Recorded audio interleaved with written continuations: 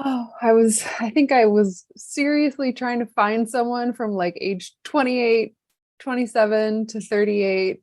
Lots of bumbles and things not working out. At one point, I made a joke with myself, man, it'd be so great if I had a dating coach. And then like years later, I was doing some online research for a book I was reading and I ran across Lily's blog and oh my gosh, there actually existed a thing, a Christian dating coach. I was like, this is this is it. This is I need to explore this. Um and with Lily's help, I met my now husband in summer 2020, right in the middle of the pandemic. And Lily helped me to not completely sabotage my relationship and grow up and take responsibility for myself and learn to love more expansively. And now I've been married for about 7 months, and it has been such a big change. And I have continued working with Lily because it's been a big change and, and I've needed some support along the way.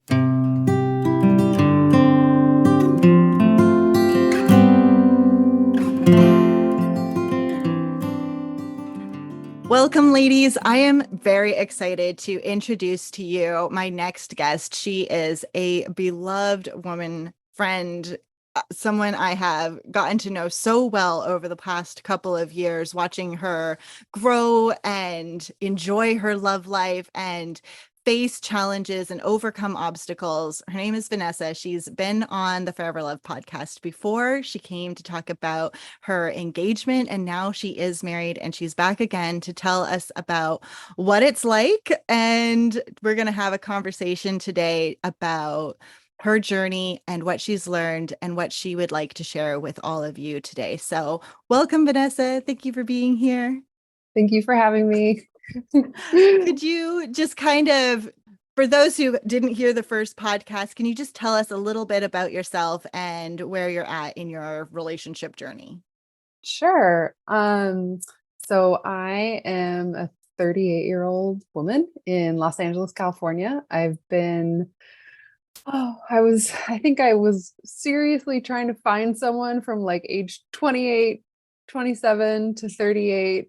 Lots of bumbles and things not working out. At one point, I made a joke with myself, man, it'd be so great if I had a dating coach.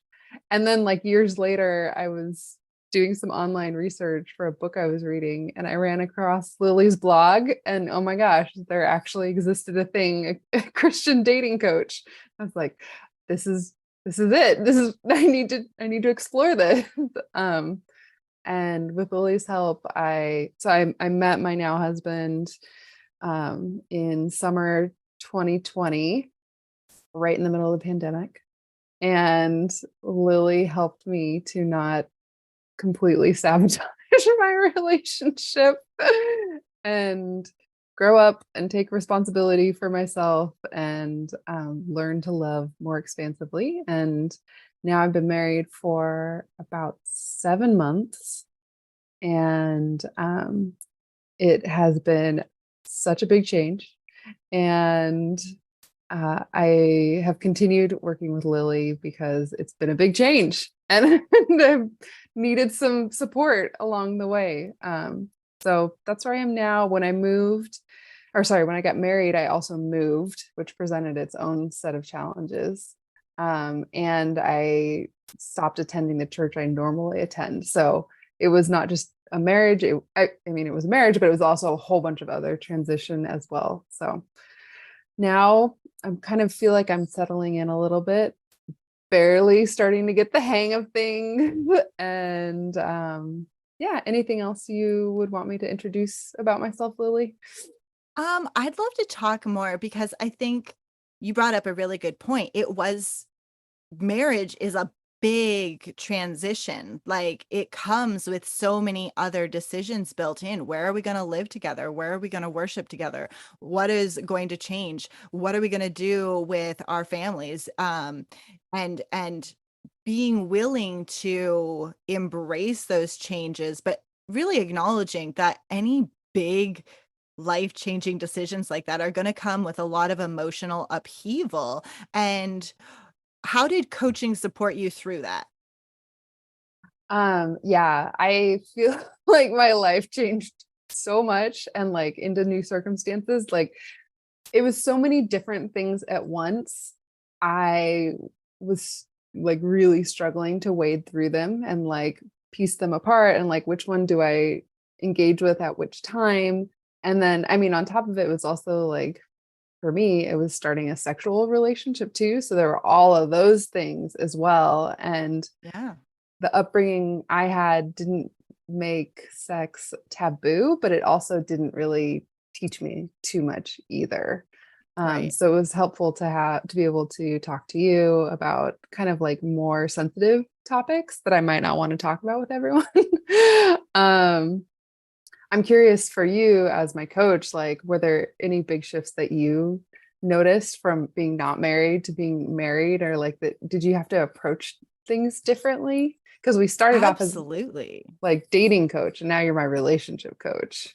Yeah. And I think one of the things that is very challenging about the Christian dating method is that you do set yourself up for that huge transition all at once. Like you're building up to it, building up to it, building up to it. And then there's a lot of change in a very Hmm. short period of time. Uh-huh. So for me, it feels like a very natural progression to go with you on that journey. Like, I don't believe this journey ends at the altar. This Hmm. is about building that foundation. You are doing a lot of work ahead of time, but then you continue to do that work in the relationship. And I think Hmm. all the work you did for yourself, for your relationship, building that mindset and that resiliency within yourself prepared you to really put it into action after the marriage. So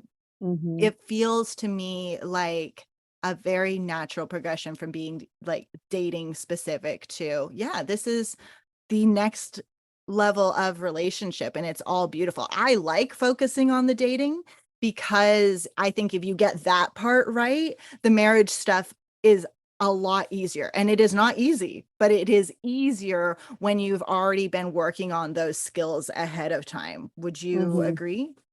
Yeah, I mean, there. I remember when I was just dating my now husband, I had to learn to identify what I wanted and what was not working for me in the relationship, and to communicate those things and ask for what I did want in the relationship in ways I had not been as practiced in before. And now that we're married, like he's, it's kind of normal. Like I think he's used to me asking for things. Like one of the things I've been asking for lately is like, I'd like 3 hours on a Wednesday night to recharge in the living room, which I have some of my own judgments about that. I think that's a little strange, maybe asking too much, taking up too much space, that kind of thing. So I have my own like insecurities about it, but I felt more comfortable asking for it because I have been asking for it since the beginning. And it seems like he's used to me asking for things like that. So it's not scary. Like I'm confident that we will always be learning how to have a healthier and healthier marriage, but there's already some like elements of health in there. It's not like totally new patterns. Yeah, yeah. And I think it's very different. One of the biggest difference is that I see is when you're dating, you have that opportunity to escape and to retreat back to your comfort zone Mm-hmm. and kind of do your own thing and Mm-hmm. process all this stuff. But when Yeah. you're married, they're just always there. Just I always there. know. I know. Which is made me need more higher levels of coaching because I'm an introvert. I'm used to like having space. I lived alone for 10 years and now like I'm just messy in front of my spouse in ways I wasn't before, and it was very uncomfortable. It's still uncomfortable to me. I haven't graduated from that, but like he just sees my mess in like whole new ways that I'm not real comfortable with. And I mean, from that one, I get to keep talking to you about that. I need to keep talking to you about some of the things that come up from that. But then I also get to experience like his love and mercy in ways that I didn't experience in our dating relationship and that I didn't expect in marriage, like so tangibly, where I'm like, oh, I'm such a mess right now. Like I literally can't even help myself, and he meets the challenge and gives me so much grace. I'm really grateful for Yeah. that. And I think one of the really important things is humanizing that mess. Mm, And coming to that place of recognizing it is okay to fall apart sometimes, and it's okay to mm, have somebody see that, which is so scary. I remember like yes. just before I got married and some of the relationship advice I was getting and the ideas that some of the women were planting in my head that Ah, okay, I'll just tell you. yeah. We were on a bus. I was with a group of women. We were headed to a women's retreat, and I was the youngest. I was the newest to that group, and they were all married, had children, and they were ministering to me. And they're like, "Just wait until you're on the toilet and somebody passes you a baby to breastfeed." And I was like, Oh "There's my no way that's goodness. happening. That's not happening. That's not happening." Little did I know, just a few years later, I was in a bathroom with a baby, being like, "Oh, here we are. Here, yep, here we are." So it's a lot. There are things that you do not imagine for yourself that seem so foreign to our Mhm, brains when we are single and doing our own thing that we cannot imagine mhm. sharing or being part of, but that are actually quite natural, even if we Oh, don't particularly like them. I guess I'm gonna keep working with you when we have a kid too then. Uh-huh, That's uh-huh. what We'll I'm just keep hearing. going. We'll just keep going. It's okay. Yeah, if you start with me, we can keep going. But there's a lot of that, and working through it and being able to laugh about it and having somebody consistently seeing like how you're evolving. I think that is a very helpful piece of knowing that even though you keep seeing the same patterns in your life, I keep showing you how you have evolved and how you are now looking Mm, at the same problem, but mhm. a much better, higher perspective than before. How has that Yeah. been true for you? I mean, I remember when we started working together, and it was in like I think the first 6 months, I was like, "Oh, I'm back at this issue." And he said something like, and I said that with like some sense of like a little bit of like shame to it, like, oh, how have I not graduated from this? And you said something about it's like a train going around the mountain, you see the same view every time you're on the same side of the mountain, but you're going up and up and up and up. So I found that analogy comforting to start with. I think for me, like one of the things I keep coming back to is like taking responsibility for myself. Like I just keep coming back to that. And like you and I have talked about it, and like it just expresses itself in so many different wacky ways. Like I'll coming in hot, like, so this is what's happened now. And like at the end of the day, it's like, okay, so what are the things that I can do to meet this challenge? Because my desire is always to change my spouse and to blame my spouse and be like, this is what you're doing wrong. Like that's my default. I know that's not everyone's default, but that's my default. That's my own like history and how I'm made. So I think like I come to expect like when I'm talking to you, there will be a sobering moment, and there will be a time when I'm like, okay, this is how my mindset can shift, and this is what I can do differently, or this is what I can like very clearly ask for from my spouse. So there's part of me when we come into a conversation where I'm like, I want to be self-righteous. I want to be right on this. But there's also a comfort in whenever I'm in the middle of something with my spouse, I know that I'm not always going to be blaming him. And I know it eventually I'll come around to taking responsibility and being in a place where it's like, okay, I'm working on me. I don't have to change him. And that's like comforting to me. Yeah. How do you do that? I know that there are some people who are going to hear that and be nervous and Hmm. wonder, "But what if what he's doing isn't okay? What if it is Oh, abusive? What if it is uh-huh. really something scary and something we shouldn't like work on ourselves and learn to deal Sure. with and all of these Yeah. things?" How do Yeah. you approach that in a way that makes you, well, allows you to know that you are doing this in a way that isn't blind to that That's kind of reality? Yeah, I mean, I'm glad that you asked that because we've talked about that and I have Yeah. had big fears like that. My fear is that my spouse will be emotionally abusive and I'll miss it. That's the version of that for me.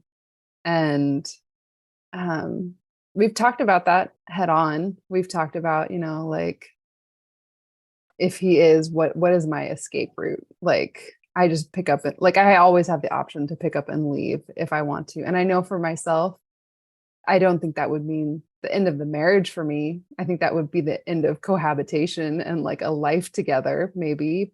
But I don't know if that'd be the end of the marriage. For me, that's what I think I've decided for myself. Um, but also, we've talked about that I would actually notice if it was actually abusive. Like I do coaching with you. I have a couple other like emotional processing outlet kind of areas. So I'm not like I've set up my life in a way that I will see if something is happening. And part of that is coaching. And it's just it doesn't make sense. It's a fear. It's just a fear. Like I do so much like deep emotional work that I think I would see it if it was actually happening. And it's strange you bring this up because I haven't had that thought in several months now where I'm like, oh, what if we're like verging towards like emotional abuse here? Like I haven't had that for a few months. So we must have talked about it like enough that my brain is starting to accept it in some ways. Um, I think the other thing I do is like I'm quick to catastrophize and like go to the future. I'm really quick to be like, oh, what's going to happen when we have kids? I was just doing that the other week. Like, is this thing going to metastasize into this horrible boogeyman when we have kids? And like the tool of coming back to the present and just being in the present is like very helpful. Like maybe we won't have kids, maybe I'll be the person who's doing that crazy stuff when we have kids. Like I can't know the future, and like trying to keep my head in the same place where my feet are, which is in the present, has made a big difference. But what do you think? Where do you go with those kind of questions? You're married too, so I really like the one about being afraid for our children of the future that don't even exist yet.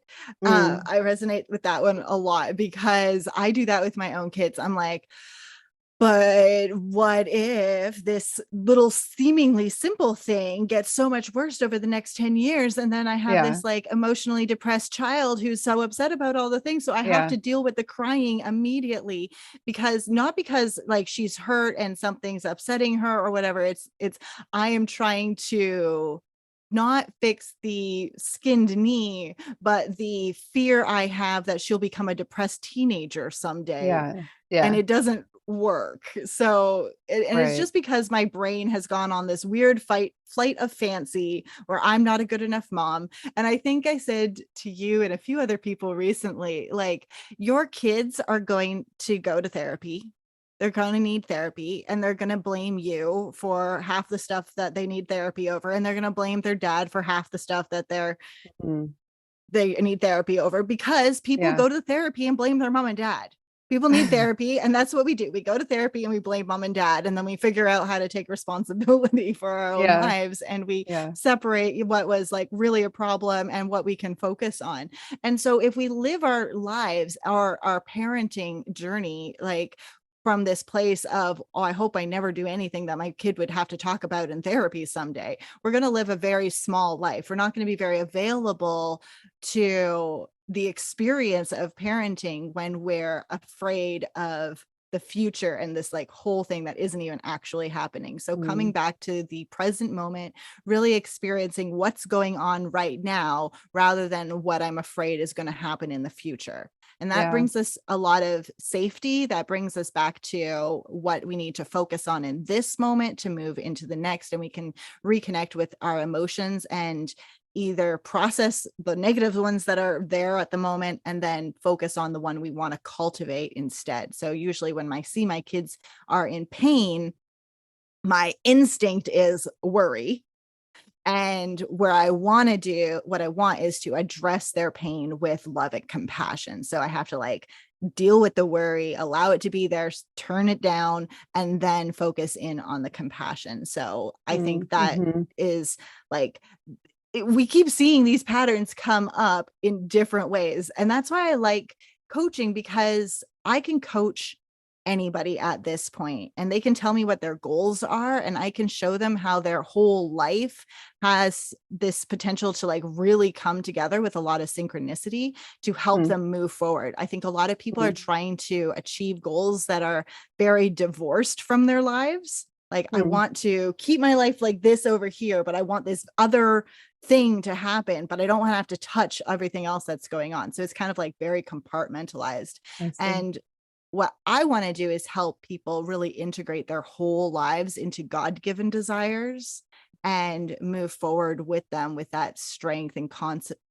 like that wholeness of what Mm-hmm. they're trying to do without trying to separate this from that. And then, yeah, that's what I like. Yeah. Yeah. And what was coming up for me when you're talking about your kids is like, I think there's, for me, like this perfectionism bent, like I have to get it right now. Like I have grown up with that. And my experience of marriage so far, that's been supported by our coaching work, is like, I get to be human and so does my spouse. And Yeah. and that's because God is ultimately in the situation as well and caring for us as well. And like when I want to do whatever manipulative thing towards my spouse, like that's not my job. Like I don't have to do that, because if there's an issue, which there might not be, like the Lord is like caring for my spouse. I don't have to like pretend to be God in any situation, which is like another bent of mine, like trying to, be God, be controlling, like manipulate the situation. And like I get to like allow him to be human and like have his flubs. And the more I do that, the more I'm like, oh, I do too. So it's just been a very like humanizing experience, which I don't always like. I don't always like the fact that I'm a human. That's very annoying on Yeah, because occasion. humans come with words like manipulative, and that's never Yeah. something we want to associate with ourselves. We always Yeah. assume other people are manipulating us. So when we like take that responsibility of recognizing, oh, these are the ways I try to manipulate people, that's not a fun place to be. That doesn't feel good. But Mm-mm. it is a healthy, healed place to be.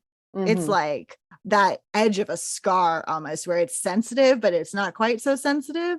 Mm-hmm. And it allows you to kind of move forward and recognize, oh, these are the ways I have used what should be self-control to try to make other people do stuff. But when we really bring it back, then we are at that place where like, oh, I am managing my own thoughts. I'm managing my own emotions. I can show up in a way that I actually like. And when I don't show up the way I like, I can take responsibility for that too and work to heal it rather than make it worse. Yeah. And I think one of the things I enjoy about our calls is like, I know I can come in, if I need to, I can come in hot, I can come in a mess, like whatever. And I know that you're also holding like a set of principles, and like eventually we'll get back to, okay, like, and how do you want to show up? Like the emotion gets to live, gets to be there and gets to be alive. And like, um, feelings are not facts, but they are very good information, as I have learned. So Yeah. I'm not like operating out of like whatever the feeling is. Feelings will inform the actual, choices I take after our conversation, but they are not the thing that gets to rule my life. Yeah. And our conversations allow all those emotions to be there. We don't Mhm. judge any of them. We just are like, oh yeah, that's there. That's okay. And it's a very safe space to be emotional. And that can look really different depending on what's going on. Sometimes it's like deep sadness, deep frustration, deep joy. Like there have been times when you've come to calls just glowing because things are Mhm. going amazingly well and you have so Mhm. much to share. And there are other days when it's like, this is really hard. What did I do?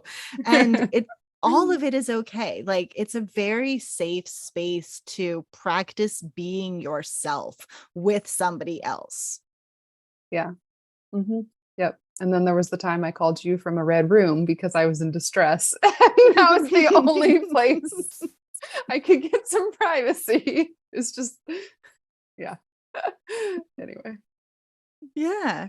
So I love that this relationship is very professional in that like we hold a very high regard for those principles and those values and bringing it back to Christ, and yet it is also so personal. I feel like I know you so well and I can really bring very personalized attention. Like I can teach you the tools in a way that makes sense to you specifically. I think I'm going to brag just for a second, but I think one of my gifts, Do it. if I had a Do it. superpower, mine would be metaphors. I love being able Mm. to take like the concepts and the tools that I teach and then find ways to metaphorically explain it to each person in a very unique way. So sometimes it'll be Uh-huh. just a slight shift in the way I explain it, but based on my relationship with you, I know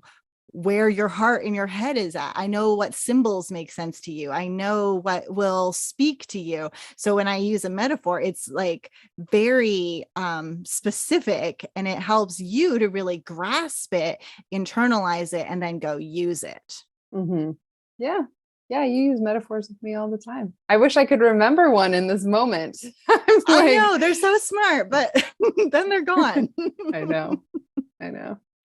I'm curious how you continue to like um you've shared with me like pieces of your history and pieces of the challenges that you've worked through. Like how did you I don't know how much you want to go into this, but like how did you know you wanted to coach? And like do you receive coaching? Do you continue like I do. I do. yeah. I love this work. I went to university thinking I would probably want to pursue something with therapy or psychology. Mhm. And I ended up going to the bookstore, like the university bookstore, and looking at the textbooks for psychology and being like, there's no joy here. That looks like a mountain of pain. And ended up pursuing a lot of English literature Okay. and Canadian studies.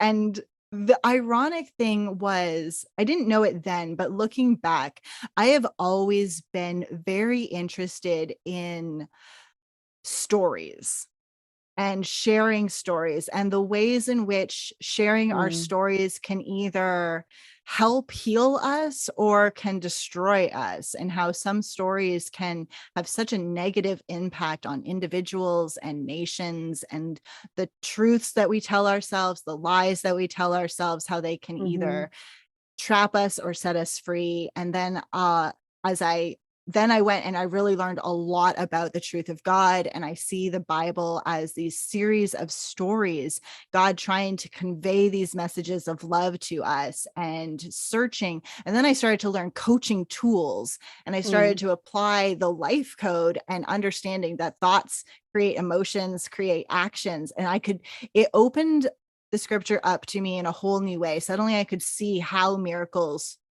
could occur, that Mm. somebody, what it means to step out in faith, what somebody like the woman, I think of the woman with the issue of blood, what must she have been thinking in order to stretch out her hand Mm, considering everything that was going on in her circumstances, considering that she was considered dirty, unworthy, should never touch anybody. So what would have compelled her? mm, What thought must have been strong enough to compel her mhm. to reach out her hand and touch Jesus and receive that healing from his garments? And Yeah.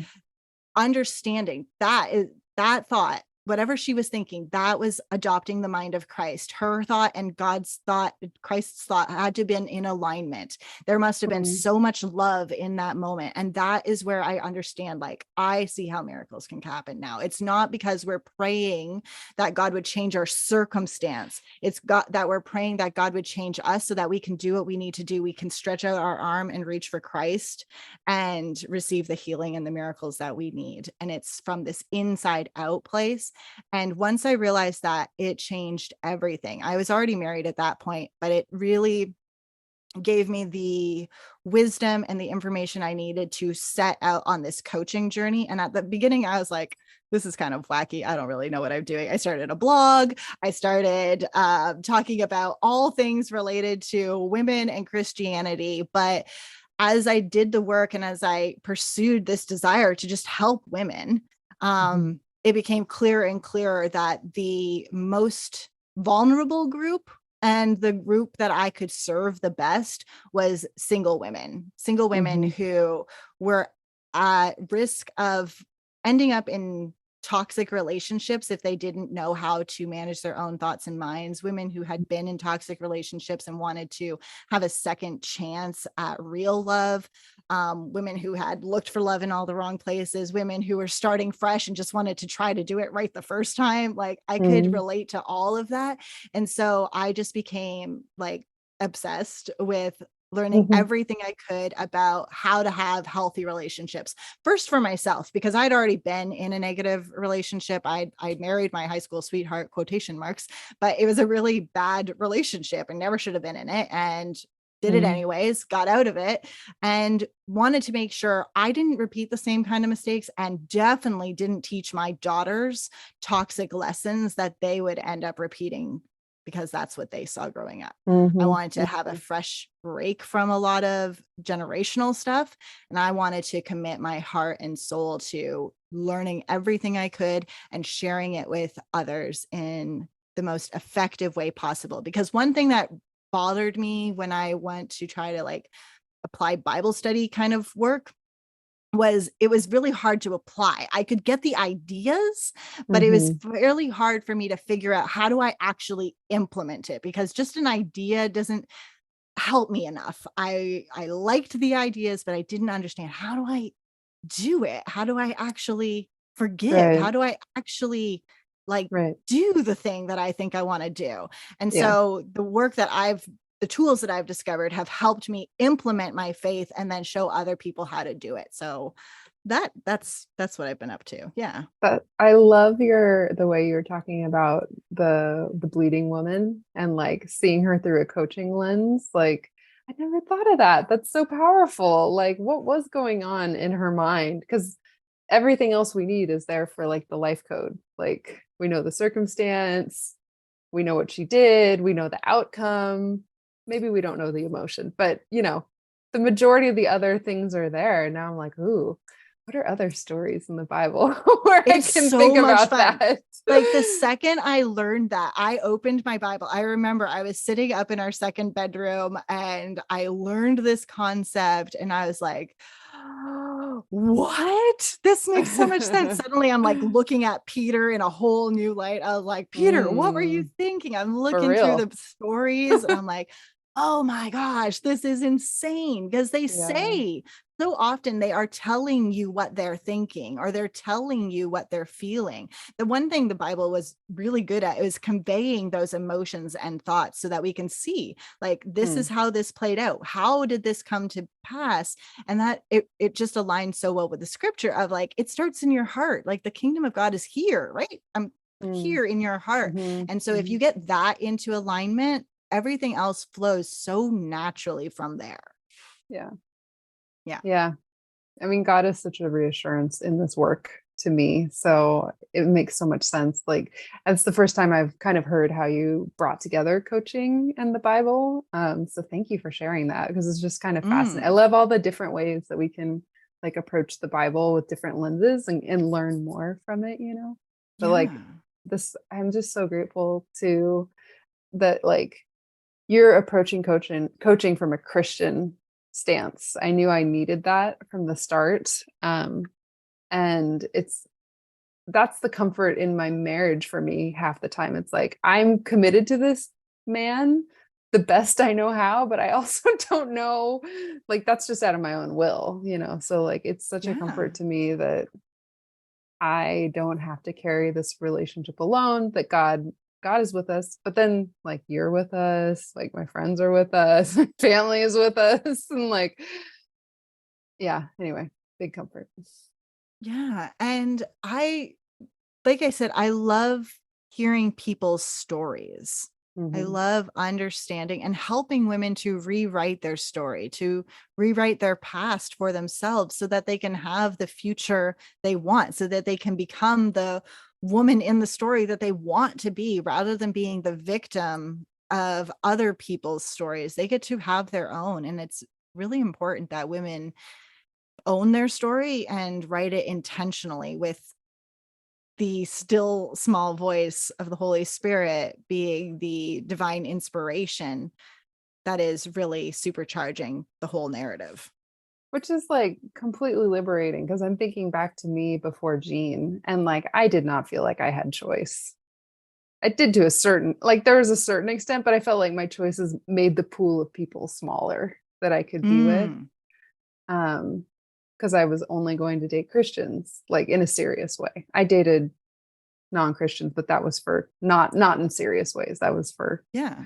other things. But I felt so limited in my options when I was dating, and I felt a sense of like with dating my husband and working with you, I just felt like I had more options. Like I could love that he's a, you know, he was the kind of person I was interested in having a serious relationship with. And I could still show up and ask for the things I wanted. And I wasn't really sure about that before we were working together. And I think now about what you were saying, as like single women being pretty vulnerable in the church.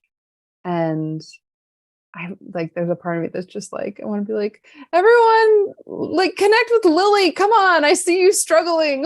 Like, I was there too. I was there too. And I'm curious about like why people choose not to. I'm wondering what you see when you work with folks. Like, what is it that actually pushes people into action to be like, okay, I'm willing to invest in myself. Like, I'm willing to do this and be vulnerable. What is it that like pushes people kind of like over the line where they're like, yes, I'm going to try this new thing? Belief that they actually can do it. Hmm. Until you actually believe that marriage is even a possibility for you. I know so many people, Hmm. they come and they're really here because they're feeling hopeless. And Hmm. they're just like, I don't know. I don't know if I have choices. I don't know if I'm ever going to be, because they saw marriage as something that would happen to them, not something that was ever within the realms of their control, that they might just, be blessed enough to have someone pursue them and then have this marriage happen to them. And then they would get to enjoy it as a gift and not as a reward for their own effort per se. And in fact, that there's this very common assumption that if they put forth too much effort, then they are Yes. somehow taking Right. back power away from God or Right. like misdirecting all that stuff. There's like a lot Yes. of stuff to unpack there. And so helping women to see that it's okay to take action, like feeling empowered to do so, not feeling Mm-hmm. shame around it, Mm-hmm. being prepared to believe again. Because as the beauty of stopping the belief, like once you decide you're not going to get married and you give up, there's this great sense of relief, right? Like I don't have to keep trying anymore. I'm done with that nonsense. We're just going to do this. I'm going to just learn how to be happy on my own. And there's this Mm-hmm. huge sense of relief.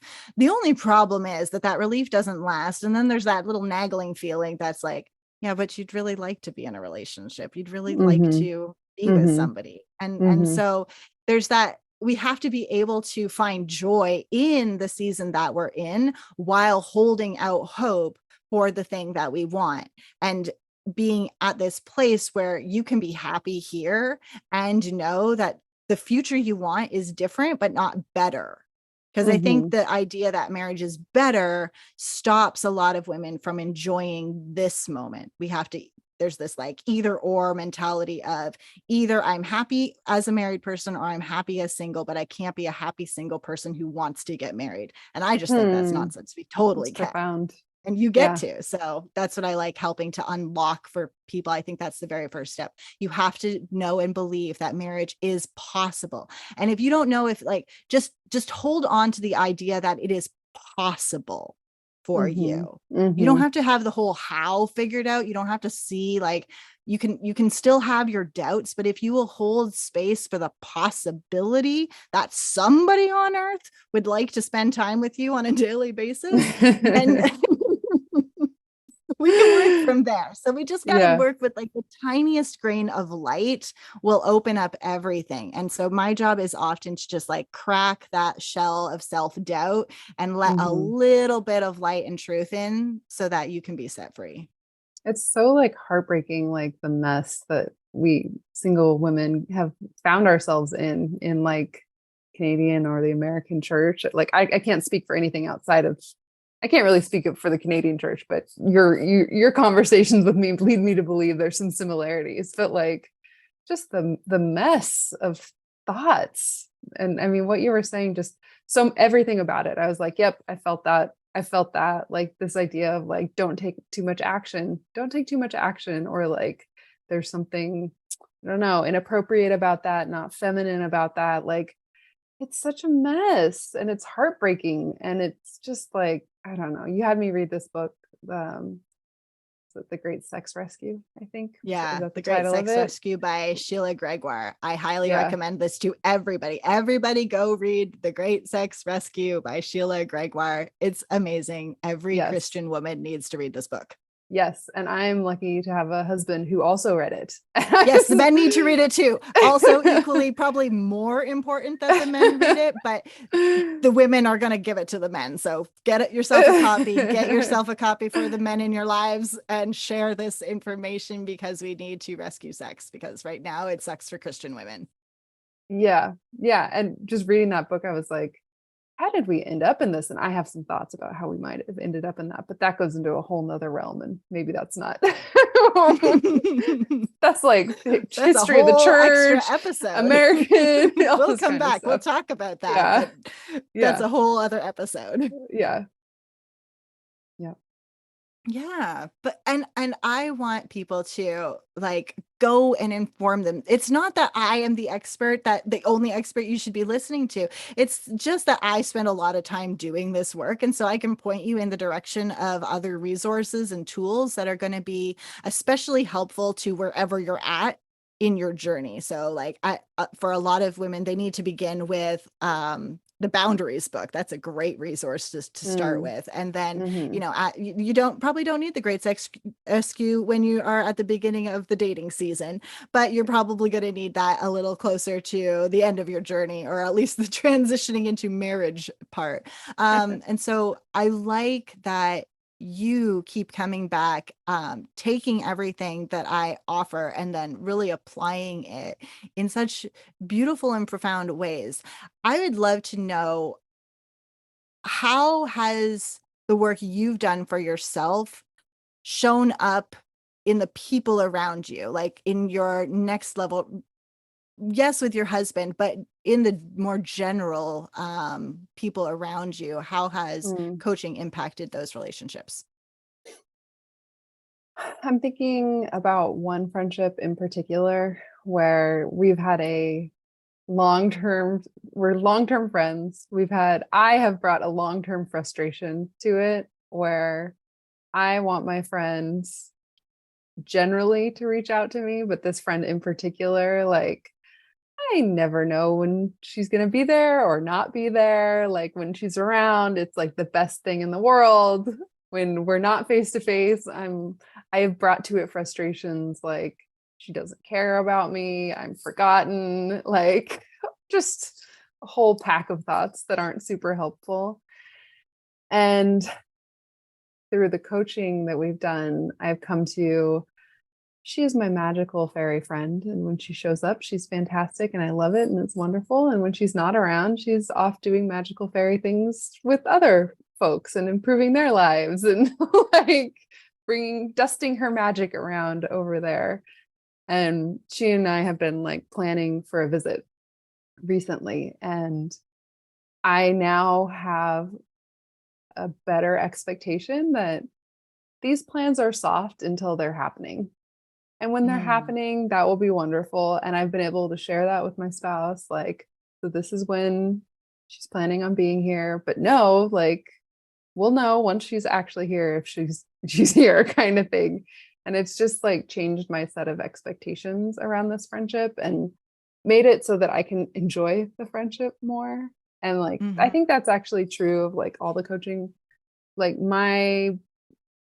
it's become clear to me that I have some expectations around friendships that are not helping me and that make it harder on me. And with the coaching work, it's been changing and like letting people be people. Like that's essential with my spouse.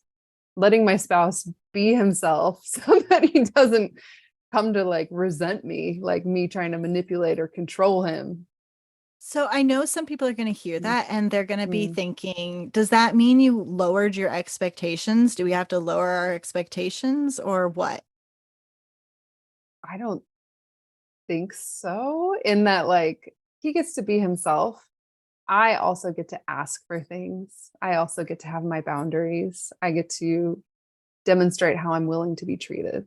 And I think that's where the bar does not drop. If anything, in some Uh-huh. ways, it feels like the bar is higher because now I get to I need to do the work to understand myself and identify what I want, how I want it, and then communicate it. And all of that to me is like raising the bar. And Yes.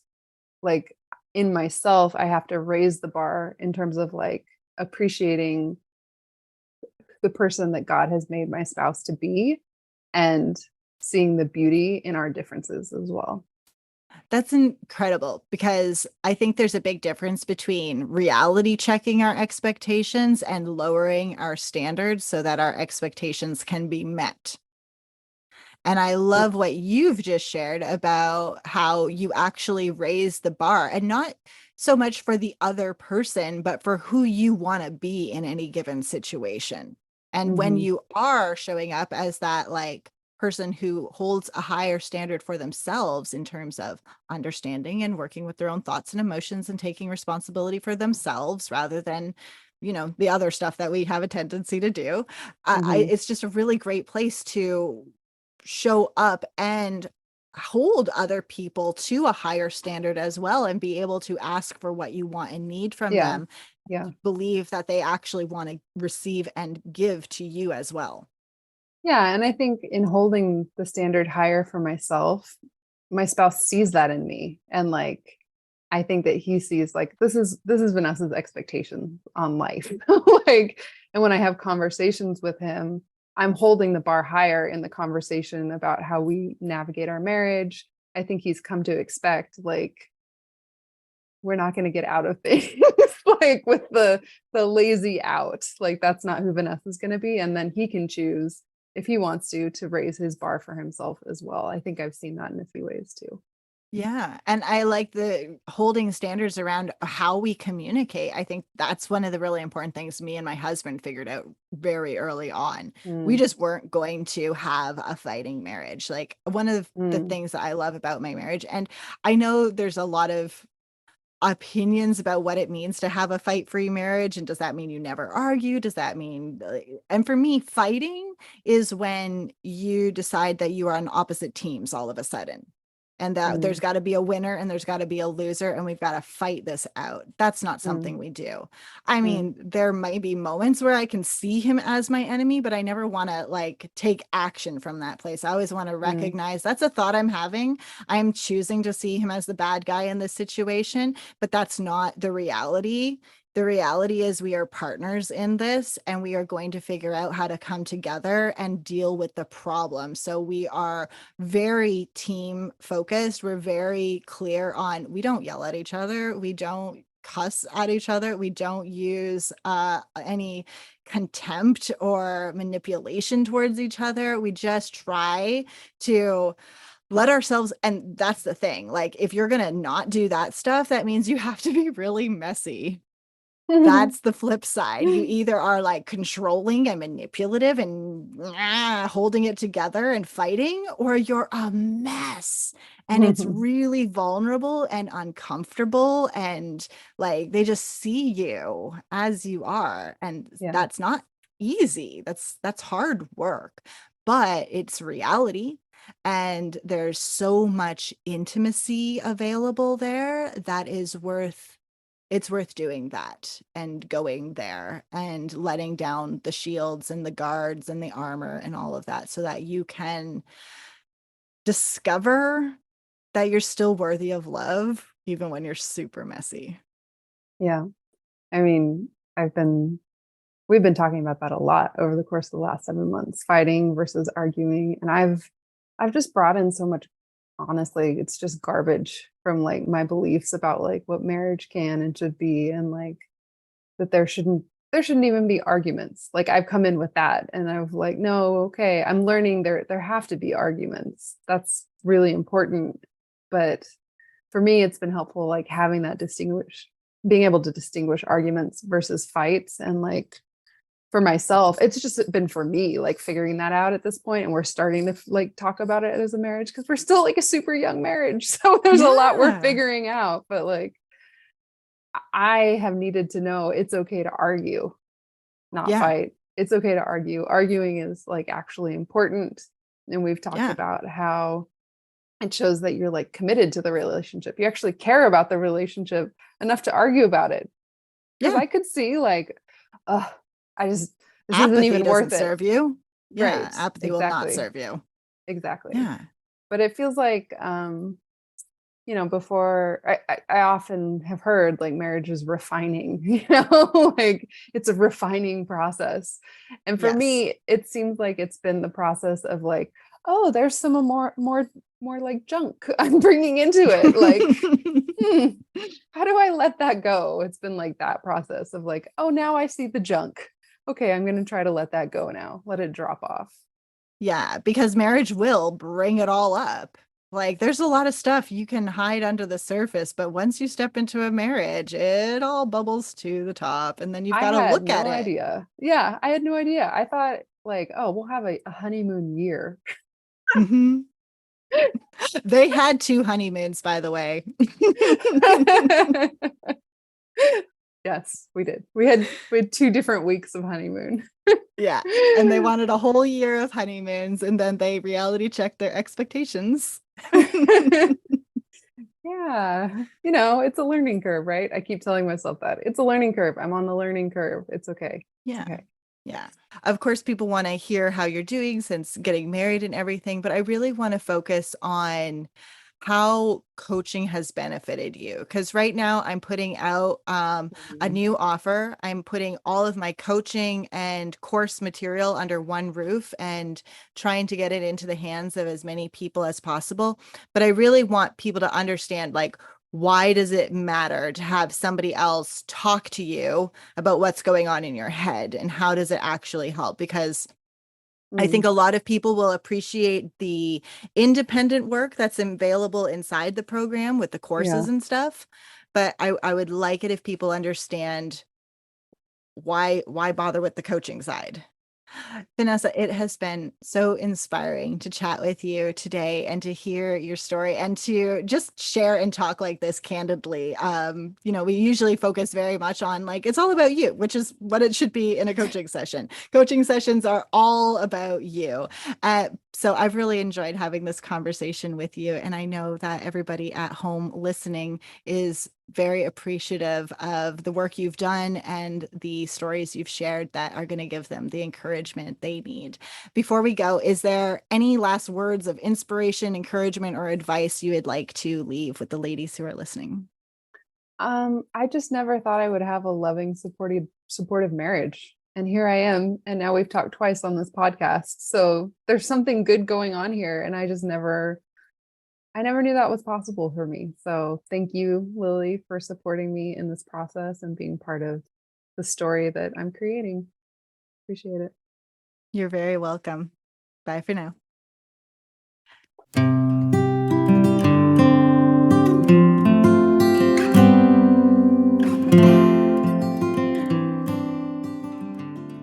Thanks for listening to the Forever Love podcast. I am your host and relationship coach, Lily Matangwiza. And if you would like to join us on this journey, go over to proverbs2426.com/love, all in lowercase letters, please. Otherwise it doesn't quite work. But proverbs2426.com/love to join the Foundations for Love program. You will get instant access to all of my courses, which include my signature course, Ready for the One, plus the 31-day challenge, the relationship starter course, devotionals, meditations, relationship conversation scripts, and questions to help you get started. There's just a ton of material and resources available to you within the Foundations for Love program. I wanted to give you everything you might possibly need on this journey, plus coaching. You will get private one-on-one coaching with me as part of this program. And you can get started today for just $49 per month. And so I want to encourage you, head over to proverbs2426.com/love and get started, because even though you might not believe this is possible for you, I know it is. I know that you can enjoy a Christ-centered and godly marriage, that you can go out and pursue love in a way that is beautiful, healthy, and honors you and your relationship with God. I want to help you make that a reality, and I am here to support you every step of the way. So head over to proverbs2426.com/love and get started today.